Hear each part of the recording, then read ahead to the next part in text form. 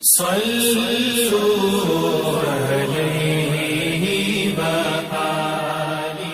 सही बुखारी हदीस नंबर 6। रसूलुल्लाह सल्लल्लाहु अलैहि वसल्लम सब लोगों से ज़्यादा जव्वाद सखी थे और रमज़ान में दूसरे औक़ात के मुकाबले में जब जिब्राईल अलैहिस्सलाम आप सल्लल्लाहु अलैहि वसल्लम से मिलते बहुत ही ज़्यादा जूदो करम फरमाते। जिब्राईल अलैहिस्सलाम रमज़ान की हर रात में आप सल्लल्लाहु अलैहि वसल्लम से मुलाकात करते और आपके साथ कुरान का दौरा करते।